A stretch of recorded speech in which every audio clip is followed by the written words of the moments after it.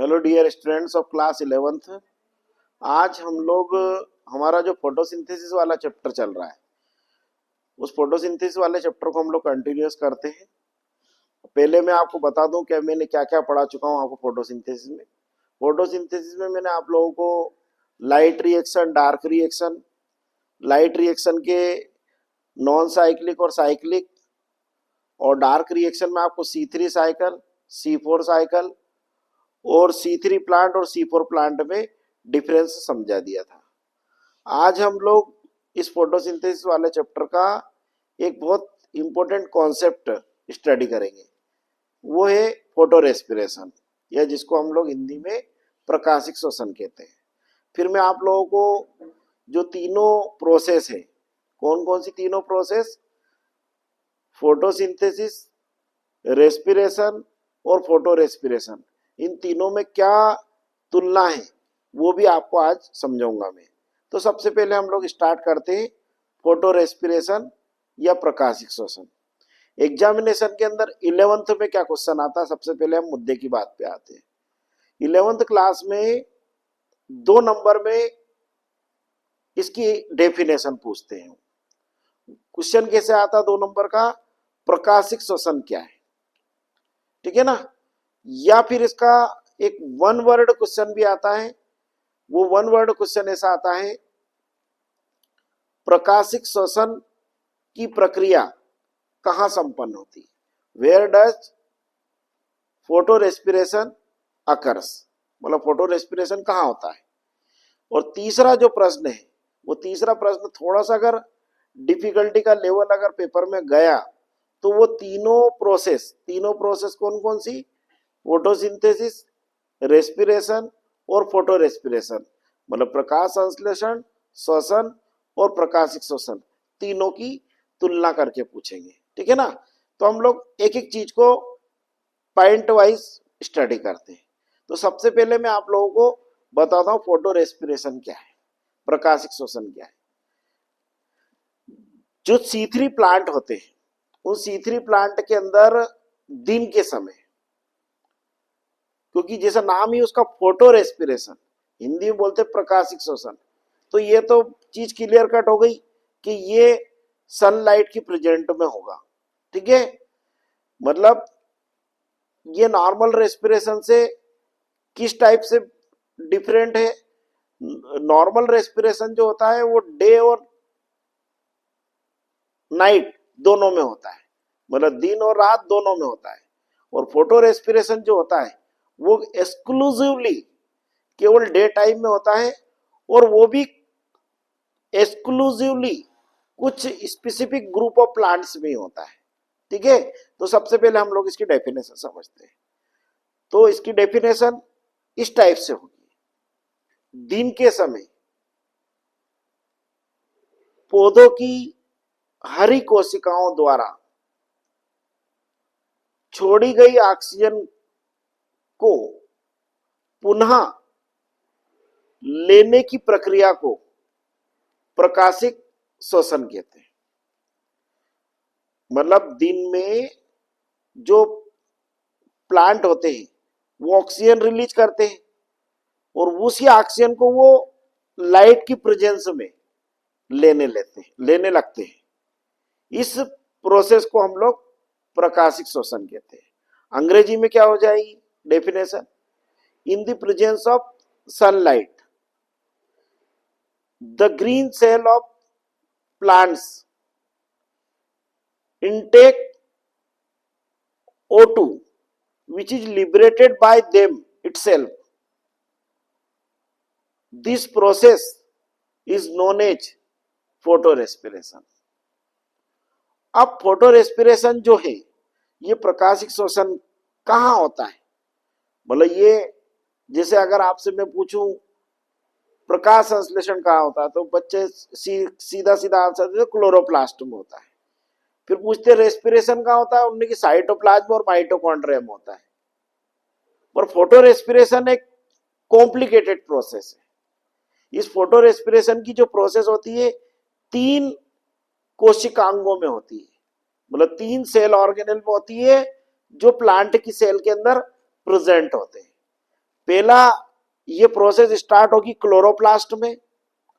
Chloroplast से जो product बनेगा वो चला जाएगा पराक्सीसोम में, और पराक्सीसोम से जो प्रोडक्ट बनेगा वो चला जाएगा माइटोकॉन्ड्रिया में।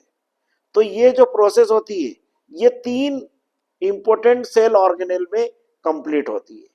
पहला होता क्लोरोप्लास्ट, दूसरा होता पराक्सीसोम्स, और तीसरा होता आपका माइटोकॉन्ड्रिया। और ये तीनों सेल ऑर्गेनेल, ये तीनों कोशिकांग पादप कोशिकाओं में उपस्थित होते हैं। ठीक है, तो ये इसका साइट हो गया। ये जो मैंने आपको वन वर्ड क्वेश्चन बताया था कि प्रकाशिक श्वसन का स्थल है, the site of photo respiration is, तो उसका राइट आंसर हो जाएगा आपका क्लोरोप्लास्ट, कोमा पराक्सीसोम, कोमा माइटोकॉन्ड्रिया।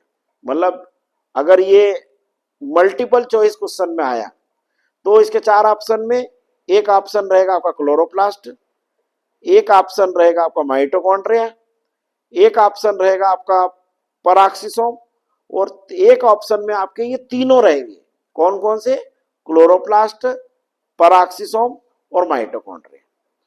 ठीक है, तो ये आपका डेफिनेशन भी हो गई और साइड भी हो गई। मतलब आपका ये 2 नंबर का क्वेश्चन भी हो गया और 1 नंबर का क्वेश्चन भी हो गया। अब अगर मान के चलो थोड़ा सा एग्जामिनर जटिल में गया, उसने 4 नंबर में ये क्वेश्चन पूछ लिया। उन्होंने ऐसा क्वेश्चन पूछ लिया कि प्रकाशिक श्वसन क्या है, इसकी क्रियाविधि और महत्व को समझाइए। What is photo respiration, right it's mechanism and significance. तो इसका आंसर क्या होगा? तो डेफिनेशन तो अभी मैंने आपको बताई, वो की वही डेफिनेशन लिखना है। फिर अपने को पहले परिभाषा हो जाएगी, फिर अपन लिख देंगे साइट ऑफ रेस्पिरेशन, फिर अपन लिखेंगे मैकेनिज्म। तो जो फोटो रेस्पिरेशन होता है, इस फोटो रेस्पिरेशन को C2 साइकिल भी कहते हैं। अब क्यों कहते हैं C2 साइकिल, में अभी आपको समझाता हूं। फोटो रेस्पिरेशन की जो प्रोसेस होती है वो दिन के समय होती है, और दिन के समय आप सभी को मालूम है प्लांट फोटोसिंथेसिस भी करते हैं। पर जब ये प्रोसेस होगी at that period of time, उतने अंतराल में प्लांट फोटोसिंथेसिस की प्रोसेस को स्टॉप कर देंगे। मतलब they stop the process of photo respiration. उसका कारण ये है कि वो ऑक्सीजन उन्होंने ज्यादा कंसंट्रेशन में छोड़ दी है। अब वो ऑक्सीजन वो लेंगे, तो वो ऑक्सीजन जब वो लेंगे तो जो C3 प्लांट होते हैं आपके, उन C3 प्लांट में आपको मैंने केल्विन साइकिल बना के समझाया था। उसमें आपको बताया था कि जो कार्बन डाइऑक्साइड एक्सेप्टर होता है इन प्लांट के स्ट्रोमा मैट्रिक्स में, वो होता है रिबुलोज 1,5 डाइफॉस्फेट। जो रिबुलोज 1,5 डाइफॉस्फेट जो रहता है वो 5 कार्बन कंपाउंड होता है। तो जैसे ही फोटोसिंथेसिस, ये फोटो रेस्पिरेशन की प्रोसेस होती है, तो ये रिबुलोज 1,5 डाइफॉस्फेट जो होते हैं ये 2 प्रोडक्ट में कन्वर्ट हो जाता है, एक 3 कार्बन और एक 2 कार्बन। 3 कार्बन तो बन जाएगा आपका 3 फास्फोग्लिसरिक एसिड, और 2 कार्बन कंपाउंड बन जाएगा 2 फास्फोग्लाइकोलिक एसिड। और जो 2 फास्फोग्लाइकोलिक एसिड है, ये जो 1 स्टेप प्रोसेस है, ये 1 स्टेप प्रोसेस आपकी क्लोरोप्लास्ट के अंदर होगी। क्योंकि रिबुलोज 1,5 डाइफॉस्फेट कहां पर है? क्लोरोप्लास्ट के स्ट्रोमा मैट्रिक्स में। तो रिबुलोज 1,5 डाइफॉस्फेट है, वो रिबुलोज 1,5 डाइफॉस्फेट कैसे होगा? वो रिबुलोज 1,5 डाइफॉस्फेट आपका ये जो RUDP है, RUDP है आपका, ये आपको मैंने अभी बताया 5 कार्बन कंपाउंड है। ठीक है, अब ये 5 कार्बन कंपाउंड इमीडिएटली जैसे प्लांट फोटो रेस्पिरेशन करेंगे तो ये जो 5 कार्बन कंपाउंड है ये 2 कंपाउंड में कन्वर्ट हो जाएगा। ठीक है ना, ये 2 कंपाउंड कौन कौन से हो जाएंगे? एक तो आपका हो जाएगा 3PGA, 3 फास्फोग्लिसरिक एसिड, और आपका दूसरा कंपाउंड हो जाएगा 2 फास्फो ग्लाइकोलिक एसिड। और ये 3 कार्बन कंपाउंड और ये आपका 2 कार्बन कंपाउंड, ये आपका कार्बन का बैलेंस बन जाएगा 3O2 5। अब ये जो 2-फॉस्फोग्लाइकोलिक अम्ल है, ये इमीडिएटली इससे फास्फेट निकल जाएगा और वो फास्फेट को कौन ले लेगा, एटीपी का मॉलिक्यूल, और एटीपी काय में चेंज हो जाएगी आपकी, एटीपी में, और ये बन जाएगा आपका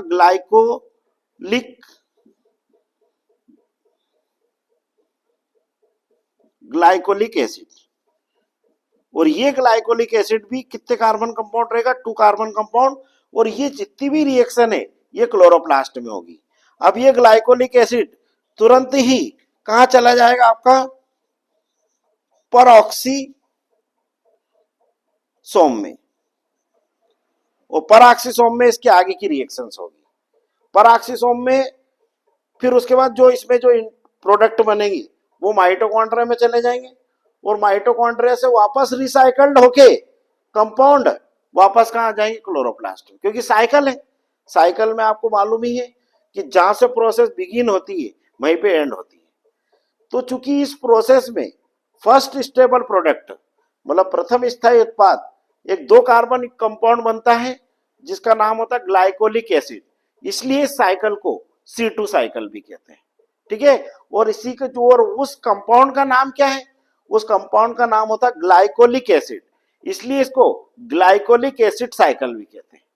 और इस प्रोसेस की डिस्कवरी वारबर्ग नामक साइंटिस्ट ने की थी, इसलिए इसको वारबर्ग इफेक्ट भी कहते हैं। ठीक है, तो इतने सारे नामों से इसको जाना जाता है। और इस साइकिल की जितनी भी रिएक्शन होती है वो आपकी क्लोरोप्लास्ट है ना, दूसरा होता है आपका परऑक्सीसोम,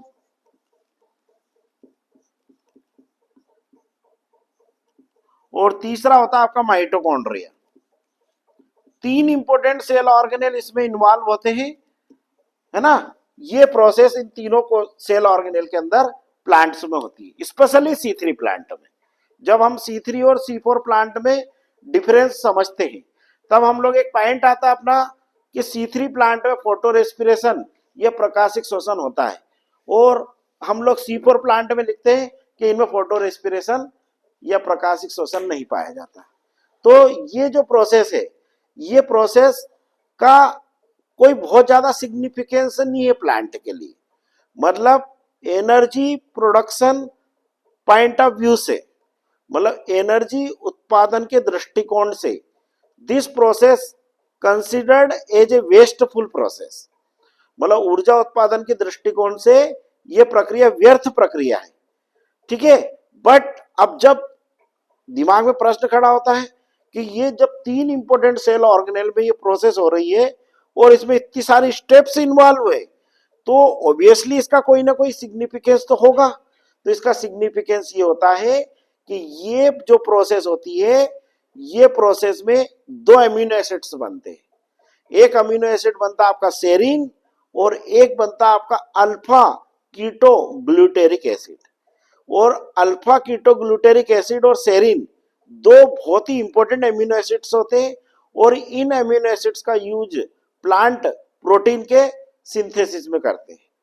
क्योंकि प्लांट को sometime they can not get this amino acid from external source, plant को तो हर चीज बनाना पड़ती है, तो वो प्लांट इन अमीनो एसिड के सिंथेसिस के लिए इस साइकिल को स्टार्ट करते हैं। और ड्यूरिंग दिस प्रोसेस, मतलब इस प्रक्रिया के दौरान आपका केल्विन साइकिल, मतलब जो C3 साइकिल है, वो उस मोमेंट्री, उस क्षण ये उसको रोक देते हैं। और जैसे ही एटमॉस्फेयर में ऑक्सीजन का कंसंट्रेशन नॉर्मल हो जाता है, वापस वो अपना CO2 लेने लगते हैं, और कौन सी प्रोसेस स्टार्ट कर देते हैं, आपका डार्क रिएक्शन स्टार्ट कर देते हैं, दैट इज केल्विन साइकिल और C3 साइकिल। तो ये इस प्रोसेस की मैकेनिज्म है। इस प्रोसेस की मैकेनिज्म में एक बहुत इंपॉर्टेंट पॉइंट आपको बता देता हूं।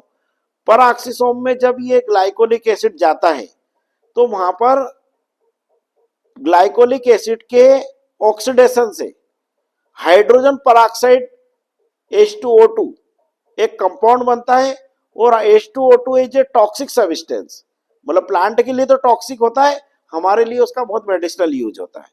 जो डॉक्टर्स होते हैं उसका स्टेरिलाइजेशन में, मतलब उसका निजर्मीकरण की प्रक्रिया में उसका यूज करते हैं, जो उसका मेडिकल यूज है उसका H2O2 का, हाइड्रोजन पराक्साइड कहते हैं उसको, वो H2O2 बनता है।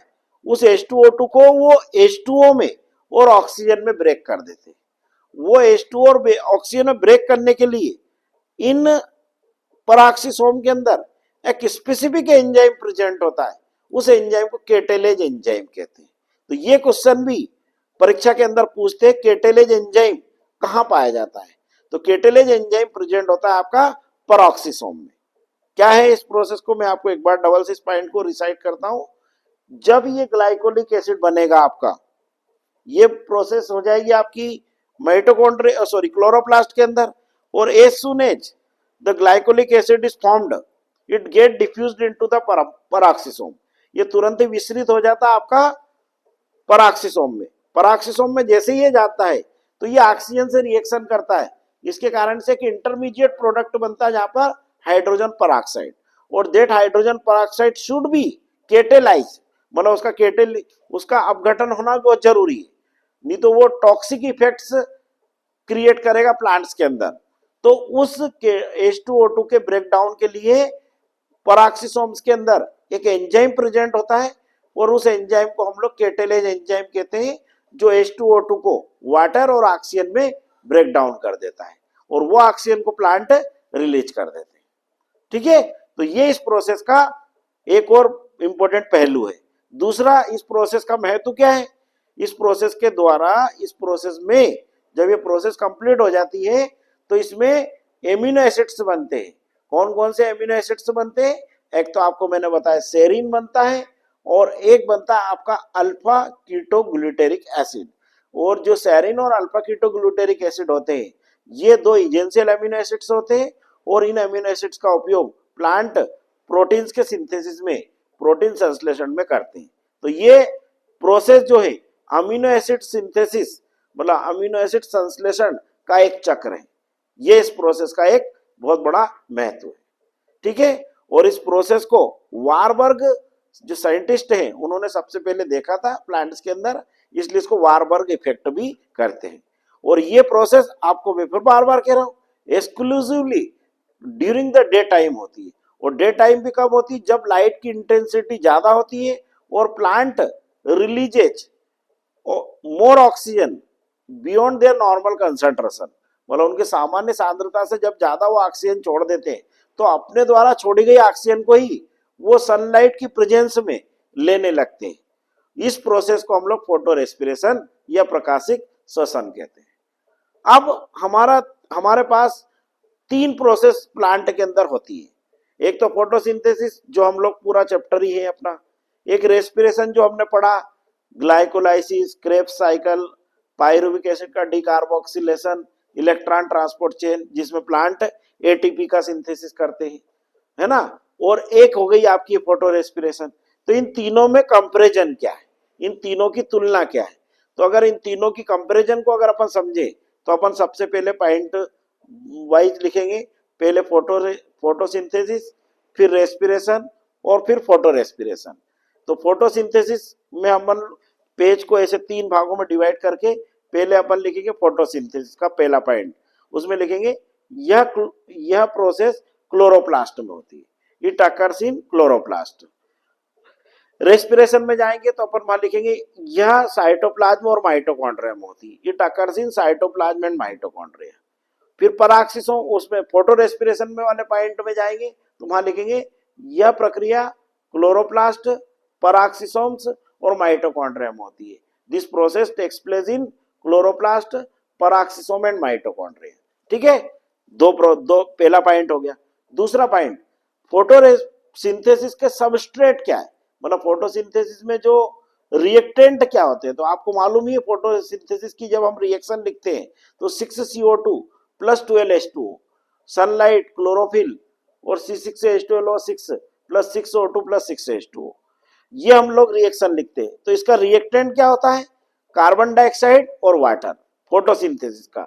रेस्पिरेशन का रिएक्शन में हम लोग लिखते हैं C6H12O6 plus 6O2, cytoplasm, mitochondria, 6CO2 plus 6H2O plus 38 ATP। तो रेस्पिरेशन का रिएक्टेंट क्या हो जाएगा, ग्लूकोज और ऑक्सीजन। और फोटो रेस्पिरेशन का जिसमें रिएक्टेंट क्या होगा, अभी मैंने आपको बताया ग्लाइकोलिक एसिड। ठीक है, समझ में आया। अब उसके बाद जो तीसरा पॉइंट क्या हो जाएगा कि जो फोटोसिंथेसिस होता है it occurs during the day time only, मतलब यह केवल दिन के समय होता है। रेस्पिरेशन में अपन पॉइंट में जाएंगे तो ये लिखेंगे यह दिन और रात दोनों में होता है, it occurs in day and night both. और उसके बाद अपन फोटो रेस्पिरेशन में लिखेंगे, उसमें भी अपन फोटोसिंथेसिस जैसा ही लिखेंगे कि यह भी केवल दिन के समय होती है, it occurs only during the day time. फिर उसके बाद इधर आएंगे अपन, कहां पे, फोटोसिंथेसिस।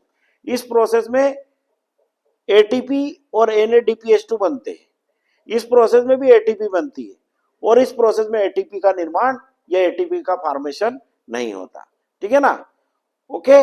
ये आपका कंपैरिजन हो गया किसके अंदर, आपका फोटोसिंथेसिस, फोटो रेस्पिरेशन और रेस्पिरेशन में।